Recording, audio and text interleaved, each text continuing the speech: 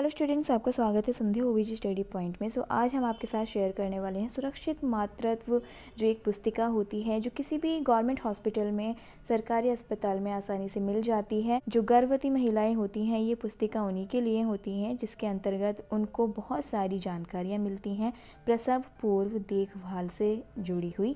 ठीक है, तो देख लेते हैं प्रसव पूर्व देखभाल के अंतर्गत कौन कौन सी चीज़ें आती हैं जिसके बारे में गर्भवती महिलाओं को पता होना चाहिए। ठीक है, इस वीडियो में हम आपके साथ शेयर करेंगे प्रसव पूर्व देखभाल के अंतर्गत कौन कौन सी ऐसी चीज़ें आती हैं जिसके लिए गर्भवती महिला को अपना ध्यान रखना चाहिए। ओके, इसके अंतर्गत आप पढ़ेंगे, सबसे पहला आप पंजीकरण के बारे में पढ़ेंगे, फिर आप पढ़ेंगे प्रसव पूर्व जांच के बारे में, फिर आप पढ़ेंगे आयरन फॉलिक एसिड गोलियों के बारे में कि एक्चुअली ये क्या होती हैं। इसके बाद आ जाते हैं गर्भावस्था के दौरान आहार कैसा होना चाहिए। फिर इसके बाद आ जाएगा गर्भावस्था के दौरान आराम भी बहुत ज़रूरी होता है। एक गर्भवती महिला को आराम करना चाहिए गर्भावस्था के दौरान। ठीक है, इसके अलावा आ जाता है गर्भावस्था के दौरान खतरे के संकेत। आज की वीडियो में हम ये सभी पॉइंट्स आपके कवर करने वाले हैं। ठीक है, तो चलिए स्टार्ट करते हैं। सबसे पहले हम स्टार्ट करते हैं पंजीकरण से। ठीक है, पंजीकरण में आप क्या क्या देखेंगे।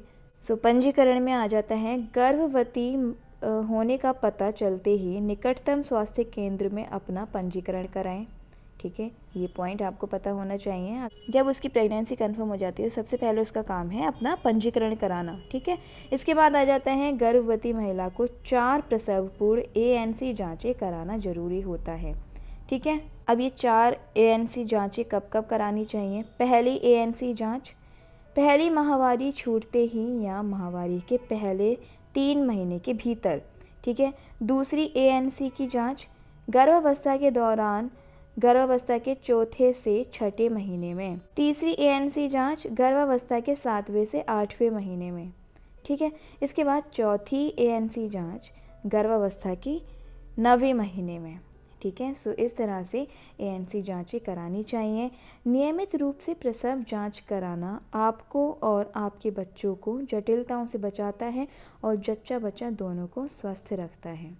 अब आ जाता है प्रसव पूर्व जांच। ठीक है, इसके अंतर्गत हर प्रसव पूर्व जांच में खून व पेशाब की जांच, रक्तचाप, BP, वजन और पेट की जांच कराएं।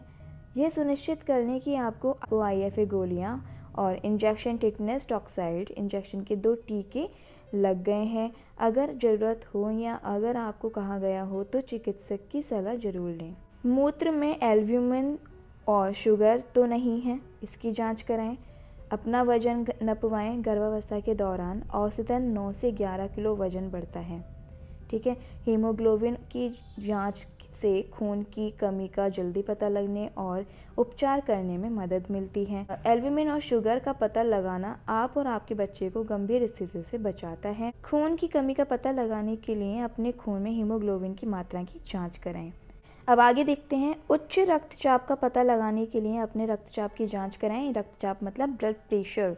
ठीक है, BP ब्लड प्रेशर। उच्च रक्तचाप और आपके बच्चे के लिए खतरनाक हो सकता है। गर्भस्थ शिशु की बढ़त का आकलन करने के लिए पेट की जांच कराना जरूरी है। ANC के दौरान पेट की जांच से गर्भस्थ शिशु की बढ़त और उसकी कुशलता का आकलन करने में मदद मिलती है।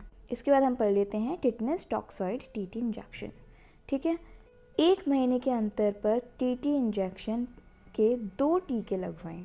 टिटनेस टॉक्साइड इंजेक्शन जच्चा और बच्चा दोनों को जानलेवा टिटनेस से बचाता है। अब हम इस पेज पर पढ़ लेते हैं आयरन फॉलिक एसिड IFA गोलियां और गर्भावस्था के दौरान आहार। ठीक है, गर्भावस्था के दौरान आयरन लौह तत्व और फॉलिक एसिड की 100 गोलियां दी जाती हैं। गर्भावस्था के 4थे महीने से IFA की 1 गोली लेना जरूरी होता है।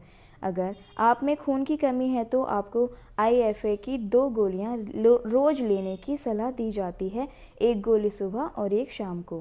रोजाना IFA की 1 गोली लेने से माँ में खून की कमी नहीं होती और स्वस्थ शिशु को जन्म सुनिश्चित होता है। अब यहाँ पर पढ़ लेते हैं इस पेज पर कि आहार कैसा होना चाहिए गर्भावस्था के दौरान। गर्भावस्था के दौरान आपको दिन में अतिरिक्त भोजन खाना जरूरी होता है।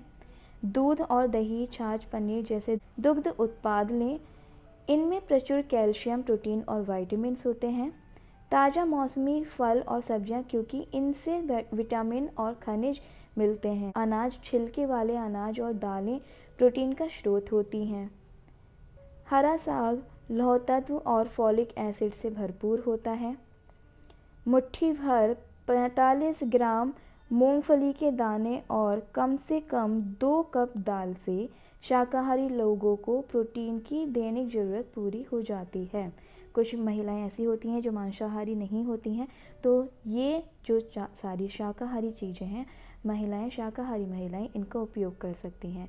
इसके बाद आ जाता है मांसाहारी लोगों के लिए मांस, अंडा, मुर्गी या फिर मछली प्रोटीन, विटामिन और लौह तत्व के अच्छे स्रोत हैं। कई तरह से खाद्य पदार्थों से मिलकर बना संतुलित आहार बच्चे की बढ़त में मदद करता है और खून की कमी को भी रोकता है। अब बात कर लेते हैं जरूरी पोषक तत्वों से भरपूर स्रोत।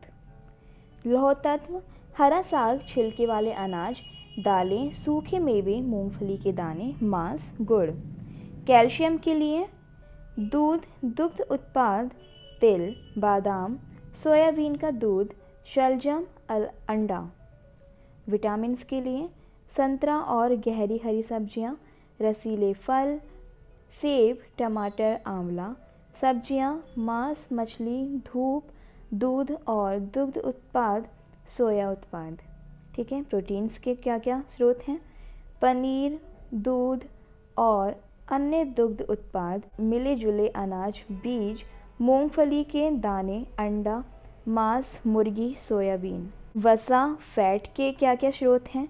मक्खन, घी, तेल, मूंगफली के दाने, ये सभी हैं वसा के स्रोत।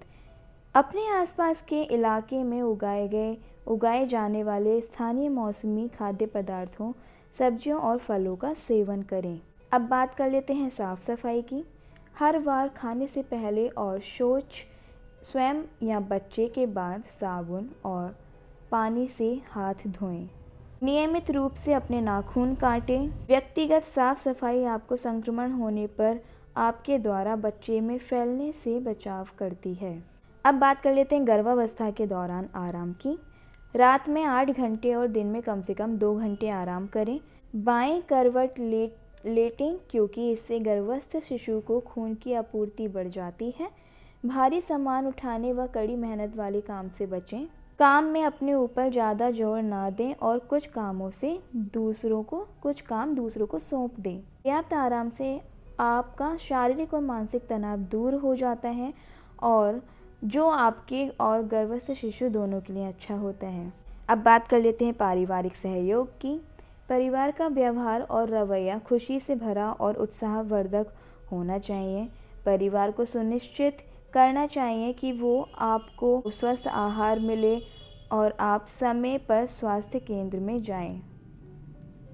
प्रसव पीड़ा शुरू होने या कोई जटिलता होने पर स्वास्थ्य केंद्र से संपर्क करने में देर ना करें। पर्याप्त धन और वाहन का इंतजाम पहले ही करके रख लें। ऐसे एक व्यक्ति की पहचान कर लेनी चाहिए जो आपको आपात स्थिति होने पर खून दे सके। पति और सास द्वारा देखभाल का सहयोग और सहारा गर्भावस्था के दौरान भावनात्मक सहारा और भरोसा पैदा करता है। अब बात कर लेते हैं गर्भावस्था के दौरान खतरे के संकेत। पेट में तेज दर्द, कमजोरी महसूस होना, जल्दी थक जाना और सांस फूलना, योनि से खून बहना, पैरों में बेहद सूजन होना, दौरे पड़ना, बुखार। अगर कोई जटिलता हो तो अपने स्वास्थ्य और जीवन की रक्षा के लिए तुरंत मदद लें। गर्भावस्था और प्रसव के दौरान खतरे के संकेत। अगर नीचे दी गई बातों में से कुछ भी हो तो एएनएम चिकित्सक से तुरंत संपर्क करें। पीएचसी पर संपर्क करें अगर पेशाब में जलन, तेज बुखार या कोई अन्य बीमारी। गर्भावस्था के शुरुआती महीनों में योनि से खून बहना, अत्यधिक मितली और उल्टी, प्रसव पीड़ा शुरू होने से पहले योनि से रिसाव, गर्भावस्था में उच्च रक्तचाप का पता चलना, बेहोशी और पेट में दर्द।